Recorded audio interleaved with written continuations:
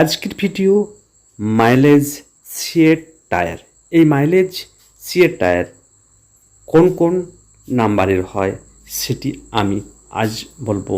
কোন কোন গাড়ির ক্ষেত্রে লাগে এবং কোন কোন নাম্বারে। যেমন প্রথমেই আপনারা দেখতে পাবেন 250/16। এই 250/16 এক্সেল সুপার গাড়ির জন্য, এক্সেল 100 গাড়ির পিছনে টায়ার। তারপর 275/18, 317, 318, তারপর 350/19, 80/118, 90/110, 90/90/12 এই সকল